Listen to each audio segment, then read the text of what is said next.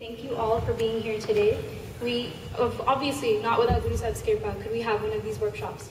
But also without Sangat here, like he said, it'd just be us kind of hanging out and telling each other stories. I'm really not a speaker.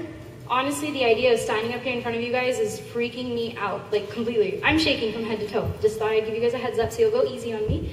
But I want to apologize in advance for any mistakes I make, whether that's in any concepts I introduced or any bani that I mispronounce or anything of that nature. So just bear with me, consider me your choti pan, and forgive me as we go along. So I'm one of two presenters today, and actually Tajinder Singh, who's coming down from Guru Nanak Academy BC, was supposed to go before me, which would make more sense because he's talking about who and what Guru Sahib is. But I'll be going first and talking to you guys about building a relationship with Guru Sahib. I can stand here and talk to you guys about this, but I'm sure all of you guys are probably much further along the path than I am. I've barely begun. So, if this seems kind of repetitive or really basic to you, just, bear with me. All right, here we go. So, the first thing about Guru Sahib is that they are one and the same as a Kalpurk, which is kind of complicated to understand sometimes, but it is the case. Guru Sahib tells us so. Gur Parmeswar Ped Na Pai, or Gur Parmeswar Eko Jaan, right? They're the one and the same. But because it's so hard for us to realize Vaheguru, within or without of ourselves, we have Guru Sahib to help us bridge that gap. And so here, a lot of my PowerPoint is based on Gurbani, so that'll be like the next 6 slides. You guys are going to be reading Gurbani. So first look is Vin Karma Har Jio Na Paiya Binu Satgur Manua Na Laga. And this is actually the same Shabad. The last look from the Shabad is Har Kirpa Te Sukh Paya Gur Satgur Charani Laga. Now when I read this Shabad, I was really confused because to me it seemed really contradictory, right? On the one hand, we're saying that without good karam, we can't find God.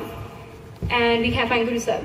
On the other hand, we're saying that without God's blessings, we can't find Guru Sahib. Without Guru Sahib, we can't find God. Without God, we can't find Guru Sahib. So where do we start, right? How do we get our foot in the door?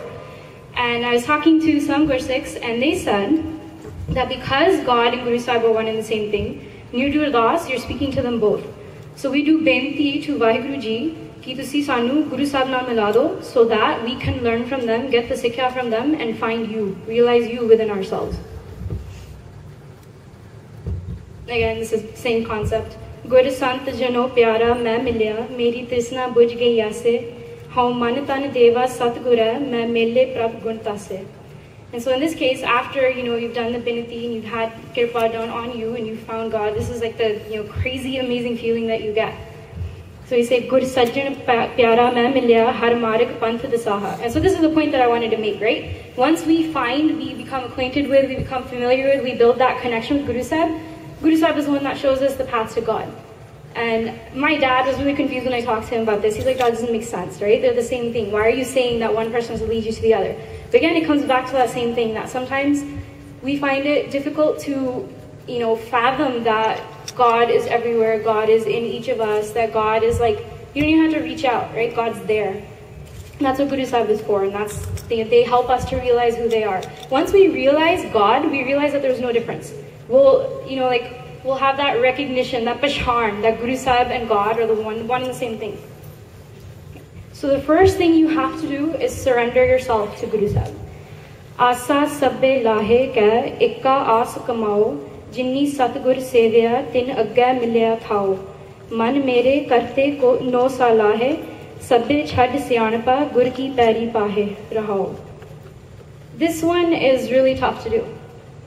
Think about like in your home every day when you're talking to your parents, they want you to do something and you're sitting over here thinking, no, the way I want to do it makes more sense. I don't like what you're saying. So if we can't even do that with our parents who, have, give birth to us and raised us and know what's best for us, how do you give up your mat, your intellect, your own, personal decision-making prowess to someone that you don't know, that you're not familiar with? So that's the biggest thing, and that's the first step. Because until you give up your mat to Guru Sahib, until you say, okay, whatever you say is right, and that's what I'm going to do, you're not going to be able to progress on this path. Because your own mat is going to keep getting in the way. You're going to be, okay, Guru Sahib said, get up at 4 a.m. But you know what? I sleep at 12. That doesn't make sense. I'm going to be tired. I'm going to be falling asleep in classes. So until you let go of that and say, no, Guru Sahib saying wake up at 4 is right, I should go to sleep at 8 p.m., and that's what you got to do, and that's like the first step. That's how you start progressing. I don't know, this one really spoke to me a lot. I call it the struggle and the solution. You know, it's talking about the struggle with the mind. Yeh man nak na kaheo kara, seekh sikhaye raheo apni si durmat te na tara. And so Guru Sahib's talking about how no matter how much, even if we want to tell our mind, right, do this, do that, listen to Guru Sahib, our mind doesn't listen. And Maya is a crazy thing, right? Even when you know something is wrong, you still want to do it, and you want to keep doing it. You don't want to stop doing it. And that's our daily struggle, hourly, minute by minute, that's our struggle. Is to just be like, mind, shut up, right? Let me do what's right. It doesn't work that way. So the next part is, Mere Ram, hum barik har prabh ke hai aane, tan tan guru gur sat gur pada, jin har upades de kiye syane rahao. And so that's where Guru Sahib comes in, right? Because our struggle with our mat, which is so mired in Maya, is so clouded with all the dirt of this world. That's where Guru Sahib steps in and they give us their syanap, right? Their gyan.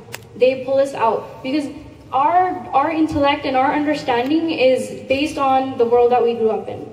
So the things that we see and hear every day, that's what influences how we think and how we deal with people and the decisions that we make in our lives. So when Guru Sahib steps in and they give us their mat, Gur mat, that's when our life takes a complete 180. Right? When Guru Sahib's teachings are what runs our lives. I don't think I'm making sense here. So if anybody has a question, you just pop in anytime. That'll be helpful to me to, So the biggest thing in Gursikhi is Kirpa. Right? Kirpa, Gur Prasad, right? That's a big deal, Gur Prasad, Guru Sahib's Kirpa. We can't get anywhere without Guru Sahib's Kirpa. So Guru Sahib tells us, Chal Saran Guri ek paida jahe chal, Sat Gur Kot paida aage hoi leta hai. And to me, this is always really, really inspiring. Any second I feel lost, I just have to tell myself, just take one tiny little step and Guru Sahib will make it that much easier for me.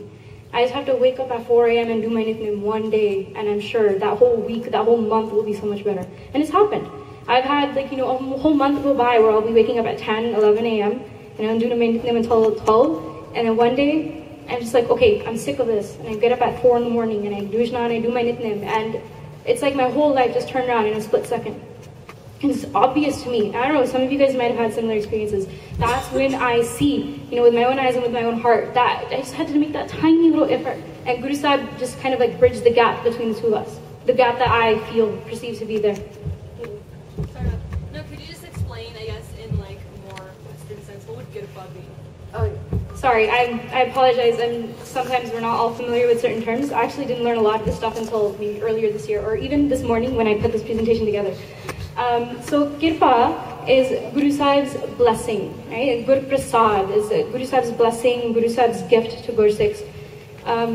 This can be, as far as I can tell, this is something you can earn, right? The more part you do, the more seva you do, the more simran you do, the better person you are in Guru Sahib's khushi. But I think sometimes it's also maybe not so logical, right? Sometimes, as we're always taught, people say ki jitne Guru Sahib di khushi aa jandi hai, bas aa jandi hai, right? Sometimes it's pichle karm nikhed, like the deeds that we have done in past lives. Maybe we're not that great in this life, but we did something really amazing in our past lives, and we could be reaping the gifts of that in this lifetime. And that I would call that kirpa, right? Anything that Guru Sahib has blessed us with, that's kirpa. I hope that answers the question. Sorry about that. Okay, so I had a lot of trouble titling these slides because it's really hard to sum everything up in 2 or 3 words. And I called it the exchange, but it's really not an even one, I think, as we'll come to see. So these are some of the acts or the things that we do, right, on a daily, weekly, monthly, however often basis when we come to Gurdwara Sahib or if we have Guru Sahib at home.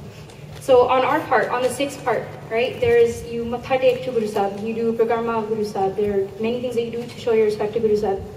When we matha tek, it's not just simply bowing, right? It's not an empty action. At least it shouldn't be. When we matha tek, we lower ourselves completely to the ground. We touch our forehead at Guru Sahib's charan, and we give up our mat to them.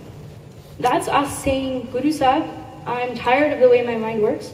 I'm tired of my own intellect and knowledge because it's leading me astray. And I want your mat instead. I want your gyan and your syanap and your understanding to take over. I want you to lead my life and my jivan and my thoughts and my actions. And that's what matha taking is to me. And similarly with prakarma. So somebody taught me about this in Khalsa school. So when we do prakarma, that's like going around something, right? So a lot of Gursikhs will do prakarma of Guru Sahib, of the Nishan Sahib. Some people do it of the whole Gurdwara Sahib. And somebody once gave me the example of how when you look at, like, say, our solar system, and the planets are revolving around the sun, and they're like, but if you go one step further, then you see there are moons revolving around the planets. So it's kind of like, it's this, you get pulled to wherever your origin is from, right? So like the earth gets everything from the sun. It revolves around the sun. And so that's what it is for a Gursikh to the Guru, right? When we're going around Guru Sahib like that, that's our origin, that's our source of everything. Our strength, our jivan, our life, our very breath comes from Guru Sahib. That's what we're not only symbolizing, but it's like you're admitting it, like you're saying, like, yeah, Guru Sahib, you know, you're my energy and my source.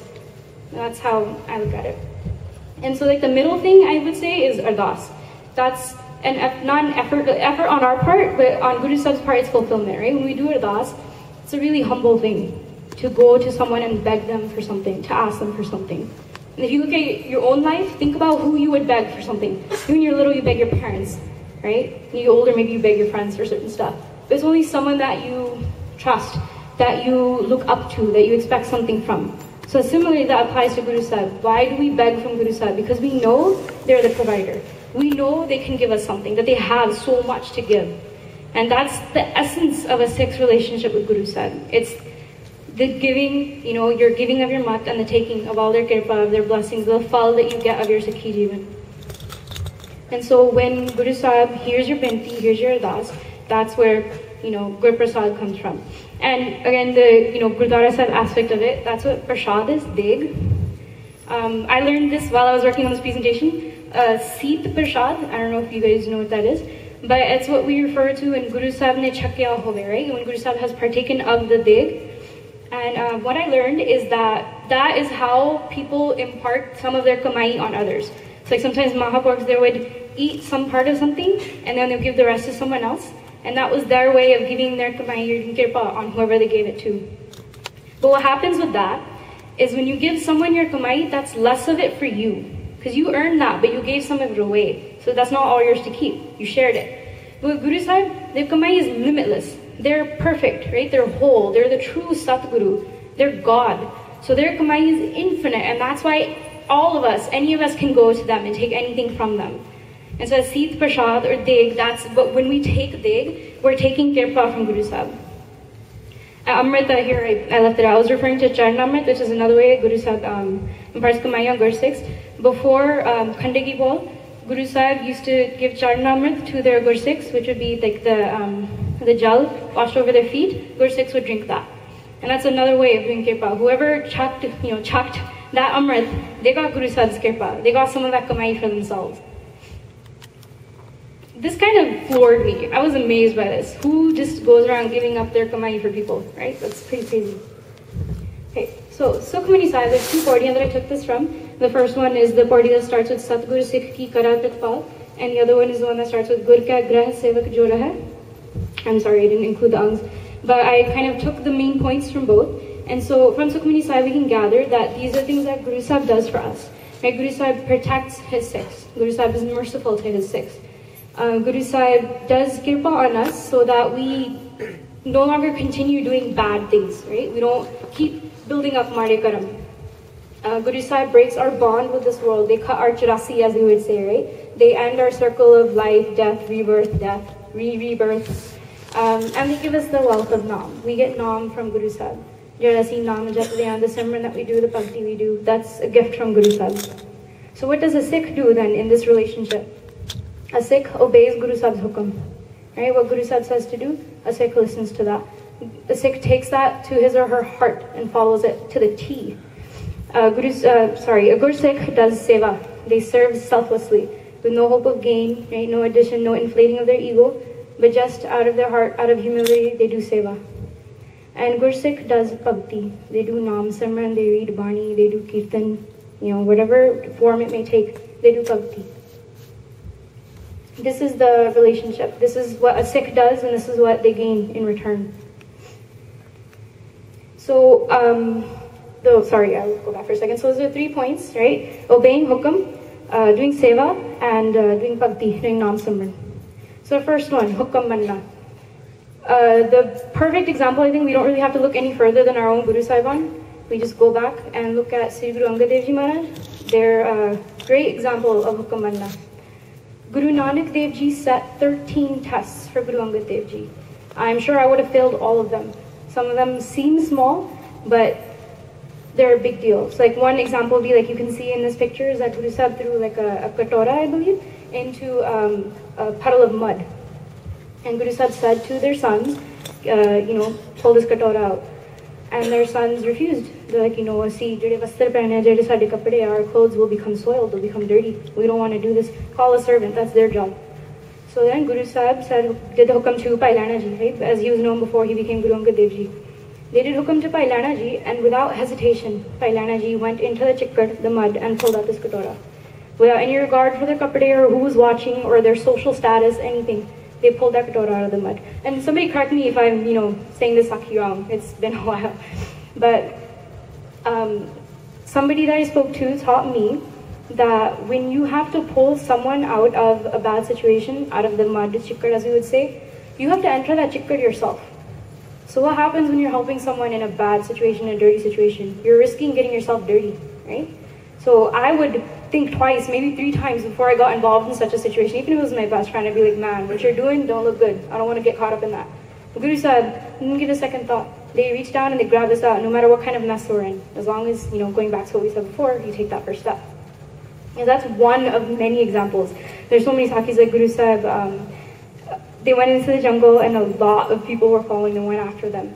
And Guru Sahib was sending everyone away. And they did so many different things. They threw soneriya mora, gold coins. Some people took those and left. They started hitting some people with a stick. Some people, like, oh man, he's beating us up. Let's get out of here. So they left. And Baba Buddha Ji, and Pailana Ji stayed with Guru Sahib till the end. And Guru Sahib did hukam to Baba Buddha Ji, ki tusi chal jao, you should return. And he left. And Pailana Ji continued with Guru Nanak Dev Ji Maharaj. And they reached a place where there was a chadar on the ground covering something. And Guru Sahib said to Pailana Ji, I want you to eat this. It's a corpse, right? A dead body. And Pailana Ji, no hesitation, no faltering. He just said, okay, which end do you want me to start from? That's it. If it was me, I'd be like, wait, Guru Sahib said, don't eat meat. What is he saying? He's telling me to eat a corpse. I'd freak out. Be like, well, I'm not touching that thing. No hesitation. Just which end do you want me to start? It's just like that saying, right? You say, or I say jump, and you say how high. It's complete faith. And what it ended up being when he lifted up the chadar, it was like mitaiya. It wasn't the corpse, it was mitaiya. It was Guru Sahib's kirpa and Pailana Ji. And so there were 13 tests like this. And Pailana Ji passed each one of them and became, Guru Angad Dev Ji Maharaj. So I thought this was a prime example of the humility of seva. And look at what he got in return. Following hukam. And what he got in return, Gurgaddi, right? He became Guru Sahib. Okay, so this is an example that we use quite often, I think. As Guru Ramdas Ji's Bani, the Shabad that starts with Gur Satgur Ka Jo Sikh Akai. And so in this Shabad we talk about getting up early in the morning, right, and doing Path and doing Simran and doing Bhakti. Kariye the question. We're talking about the Guru Sahib, right? So like back in the day, people can talk to the Guru Sahib and then get now today, how do you know what Guru Sahib is today? Because there's Guru Sahib here today, how do you Okay. Well, I will get to that, but in short, Guru Sahib is here today. Guru Sahib hasn't gone anywhere. Which, this is why, I'm sorry, Vijender Singh was going to speak first. He's going to explain how Guru Sahib is still here, which I think after his presentation will become a little bit more clear.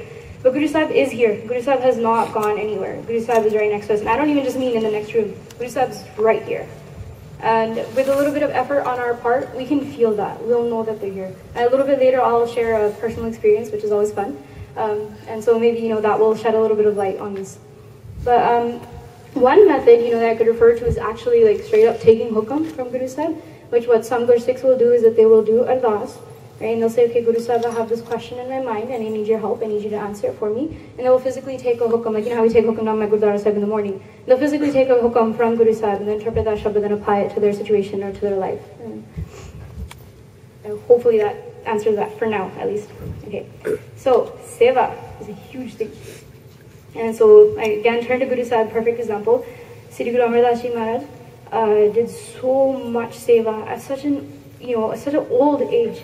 He was so very old when he was doing the seva. He was in his 70s. And he did seva of Sri Guru Angad Dev Ji Maharaj. He used to bring pani for them to bathe in a cold river so early in the morning. It's like freezing cold. The water is freezing cold, and they're carrying this, thing of water on their head.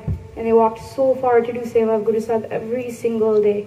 And there's me, I'm 20 years old. This is like the height of my life, right? I'm in my best shape I'm ever going to be in, and I can't even get out of bed in the morning, and let alone do seva. And I realized while I was doing this presentation that, to me, I was like, well, these are all basic concepts. How can I talk about this? Everybody learns about this at camps. It's nothing new. But how often do I actually make the effort to go and do seva? How often do I actually make the effort to do Samran, do Bhakti? So how often do we actually do seva, right? Again, I was really going crazy over this presentation. I'm like, okay, I have to talk to people about having a relationship with Guru Sahib. And I'm so scared. What am I supposed to say? And when people told me, okay, these are the things, this is how you build a relationship, I'm like, really? That's it? That's it? And the past few days, I tried to follow these things, and it's so hard.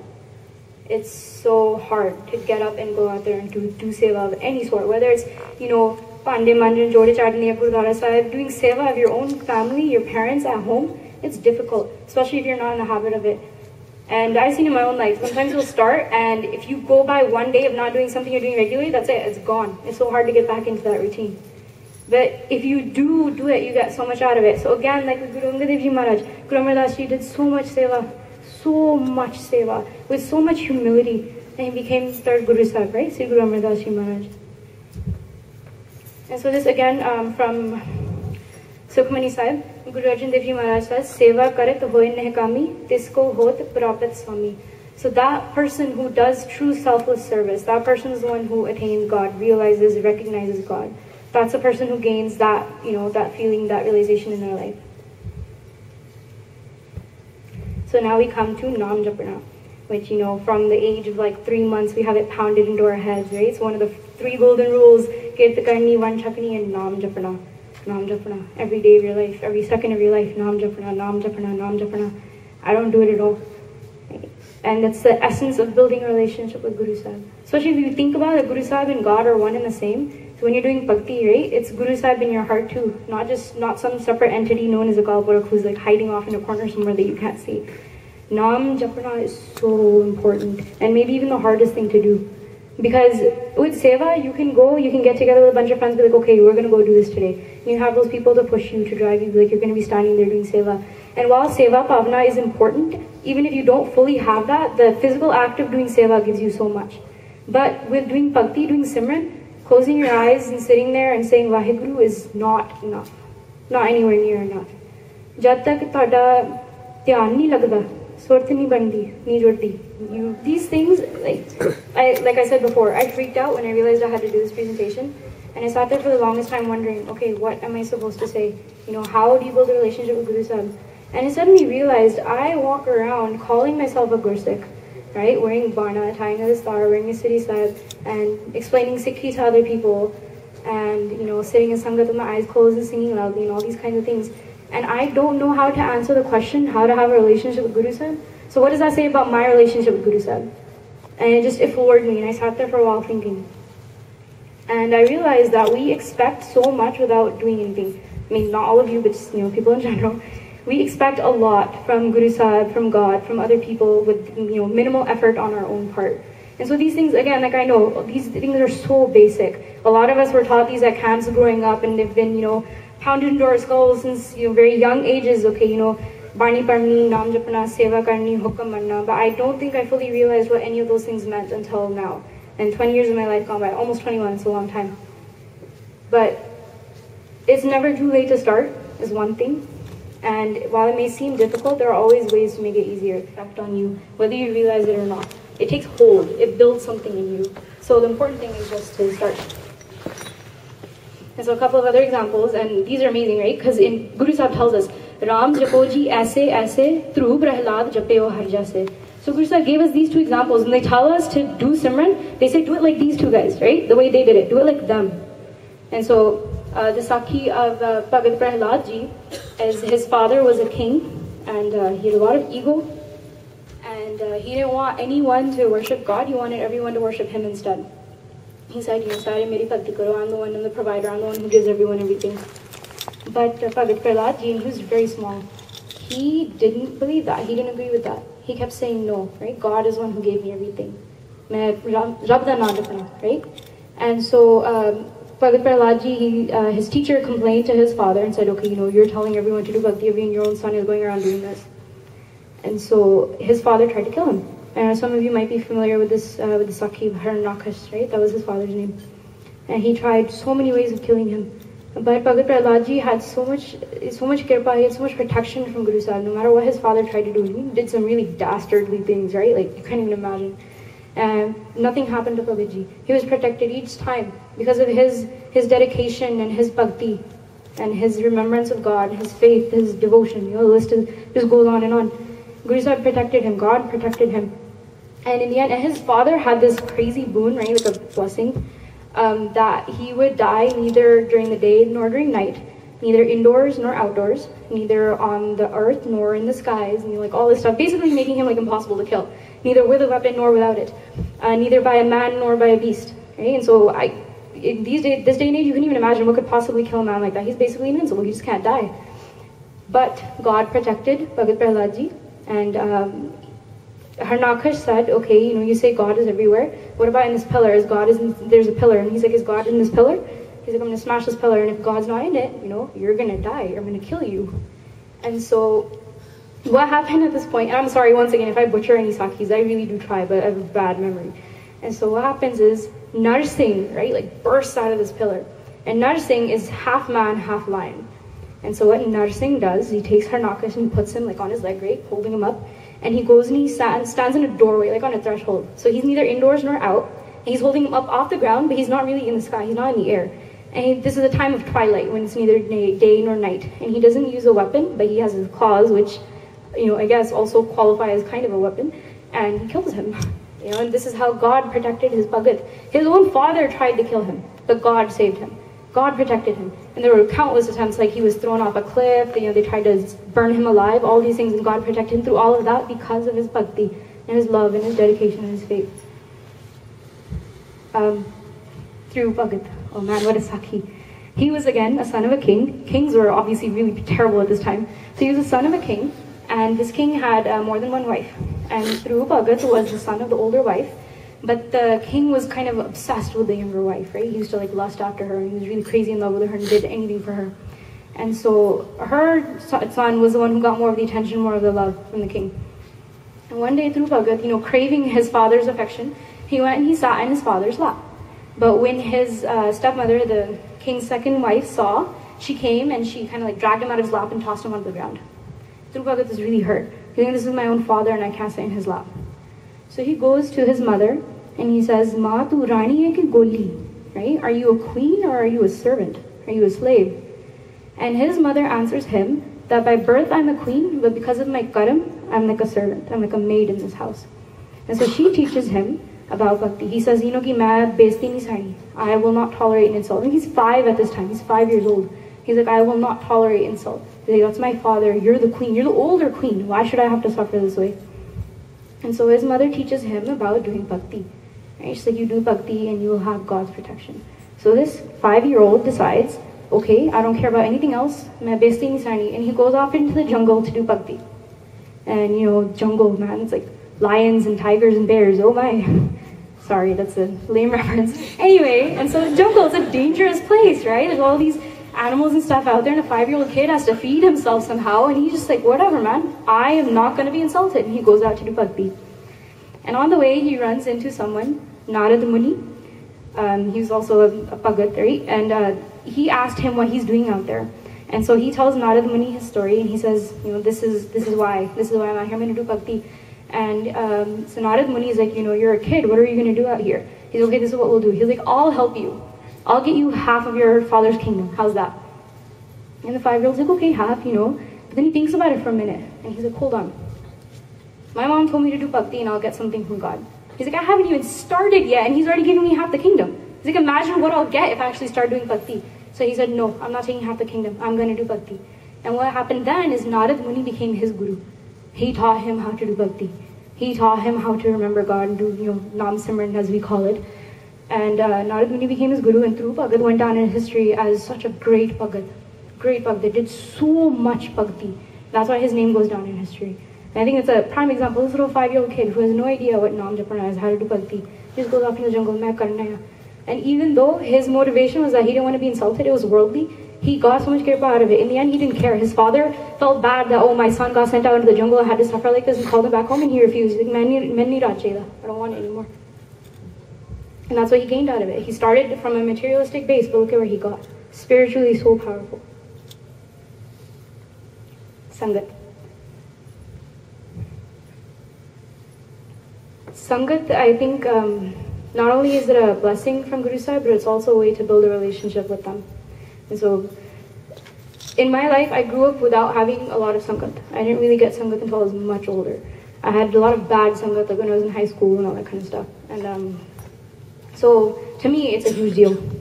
And for me, this comes first. Like, I gotta focus more on the seva and the nam jumping. But right now, like, this is the biggest influence in my life. A couple of years ago, I finally came into Sangat. I made these friends who were really good Gursikhs and got involved with all these guys you see here. We're like organizing Khoj and holding camps and all that kind of stuff.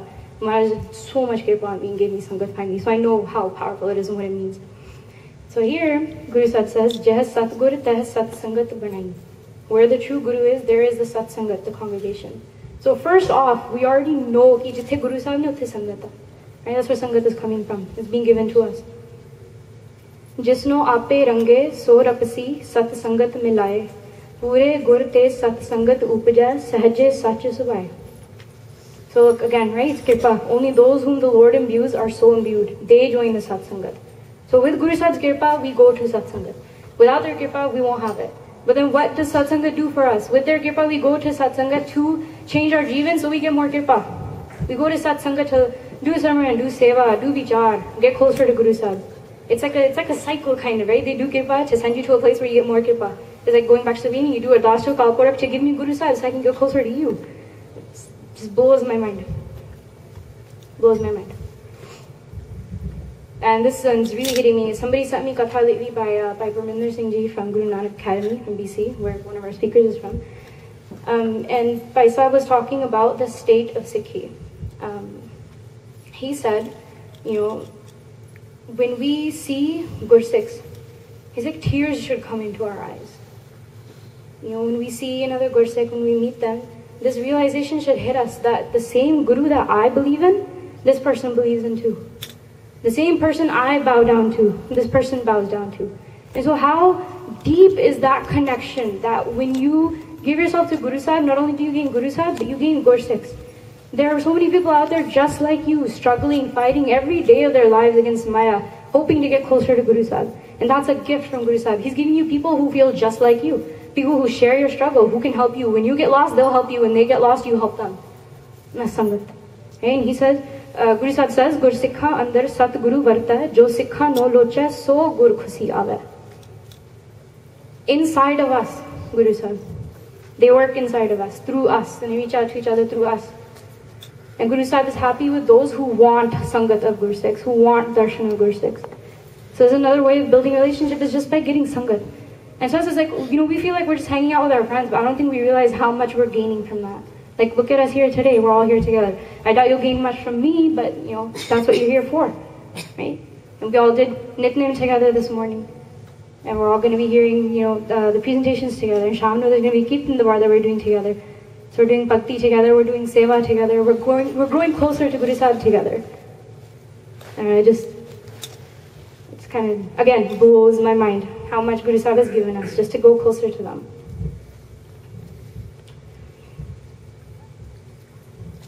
There's not really much I can say about this. This is something, for me, like it comes and goes, right? Prem for Guru Sahib, prem for Gursikhs, just prem. It's the biggest thing. Guru Sahib tells us, the people who have love for God, those are the people who find God. Right? Love is the biggest thing. If you don't have love for someone, you don't want to do anything for them. You don't love someone, they don't mean much to you. You can have friends, you have acquaintances, but then when you look at how you feel about your family and your closest friends, that really sets them apart, right?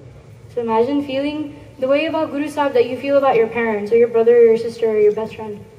And just imagine that feeling of, I would do anything for this being. And this being would do anything for me.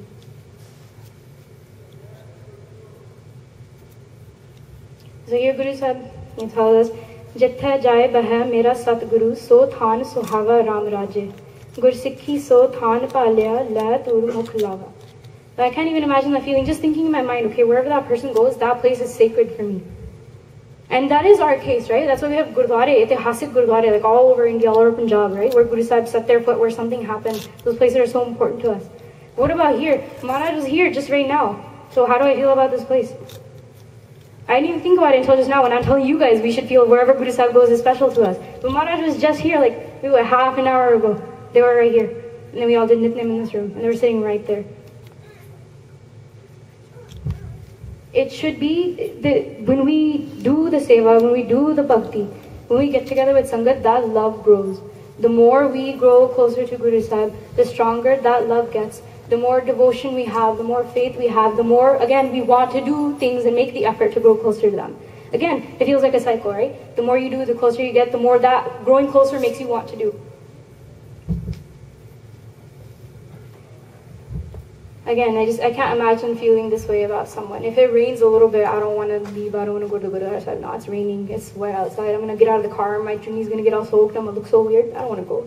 What am I going to do there? I'm going to sit inside and come back home. What was the point of leaving the house? But, chaggad chagi miho varsa pi gur dikhan jai. When there's thundering and pouring rain and there's a storm outside, still go to see Guru Sahib. I can't put into words how this makes me feel. Having that much devotion for someone, that no matter what is going on in the world, that person is so much more important to you. You'll do anything at all to see them, to be close to them. Chaggad chagi miho varsa pi gur dekhan jai. Samund sagar hova bahu khara, gur sikh lang gur peh jai. Jio prani jal bin hai marta, tyo sikh gur bin mar jai. Jio dharti sobh kare jal barsa, tyo sikh gur min bigsai. If I don't see Guru Sahib for a month, it's normal for me. If I don't see my parents every day, I get anxious. If I don't talk to my best friend at least once a day, I start freaking out. But it's okay if I go a couple of months without coming to Gurdwara Sahib. But why is that? Because I don't have that connection.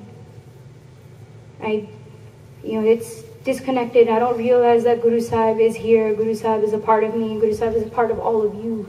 Guru Sahib is here right now with their hand on my head or my shoulder, guiding me. And even if I make mistakes, hopefully they will forgive me. But that's what it is. And I can't imagine how a true Guru Sikh must feel. No matter what happens, Guru Sahib, main tode kol aana. I want to be with you. And when I'm with you, it's like the most amazing feeling in the world. Nothing is more beautiful, nothing is more powerful than that. And so it comes back to that. How do you get to that feeling? By making the effort and stepping closer to Guru Sahib.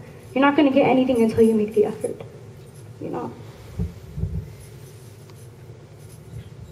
So here Guru Sahib saved us, right? Satgur mera sada dehala, mohe deen ko rakh liya, katya rog maha sukh paya, har amrit mukh naam diya, raho. अनेक पाप मेरे पर हरिया बंधन काटे मुक्त पए अंधकूप महाकोर ते बाहा पकड़ गुर काट लिए. They just reach down and pull them out.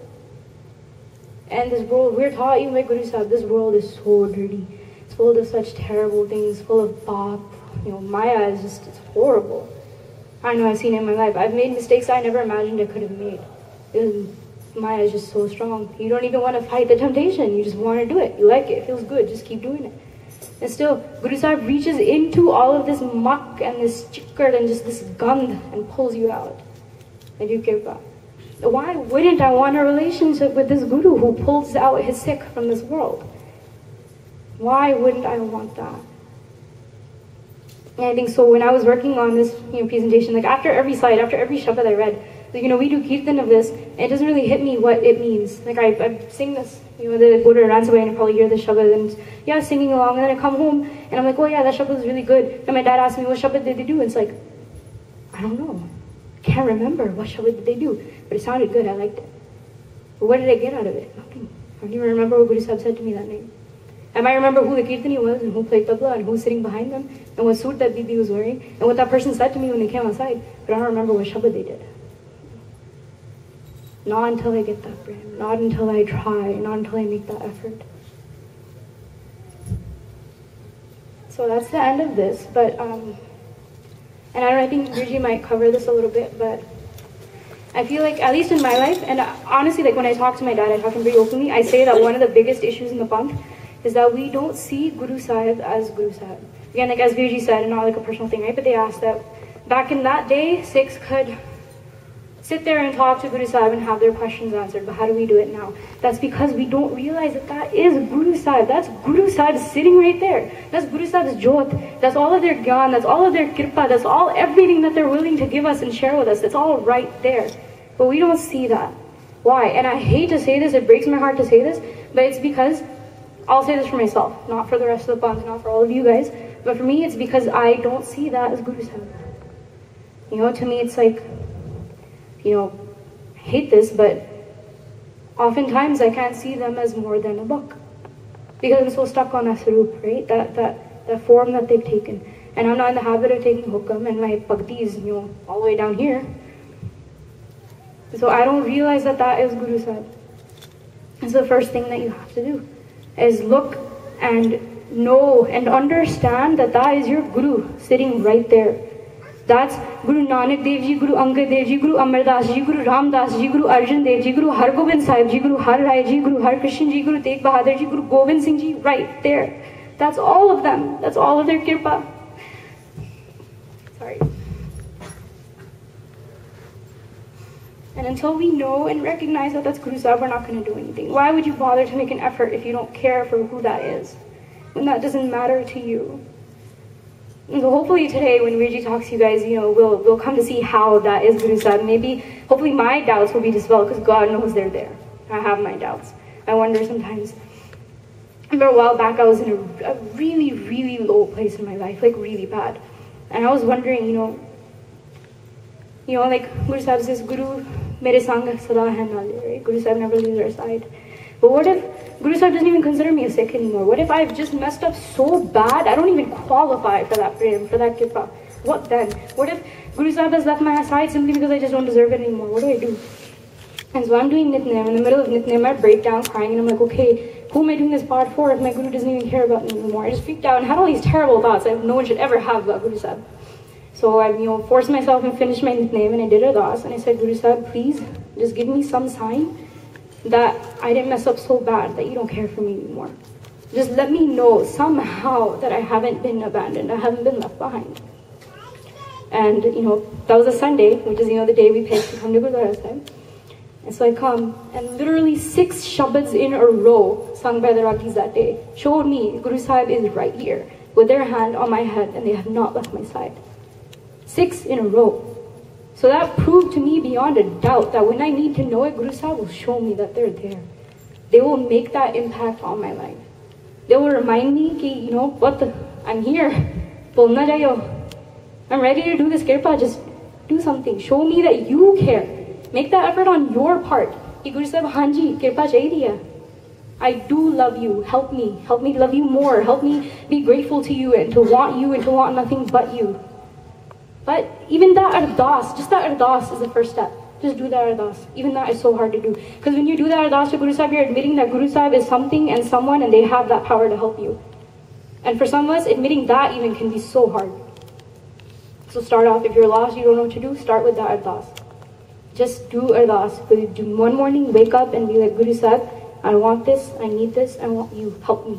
Bring me closer to you. Do the ardas and you know, start doing seva.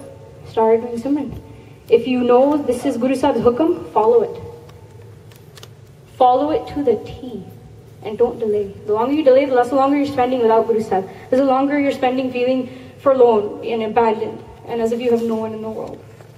So just do that. And you'll be okay. I think that's all I can say on this topic without breaking down sobbing in front of you guys. So thank you very much for listening. I hope you know, something was gained from this. And please do forgive me. I know I'm not, you know, Shodhabani birthday, I mispronounced a lot, I'm sure. And I might have even misapplied some Gurvani. I might have messed up some Sakhiya. I'm sure that I did. So please forgive me. Thank you for being here and for listening. And, you know, just thank you. Vaheguru Ji ka Khalsa, Vaheguru Ji ki Fateh.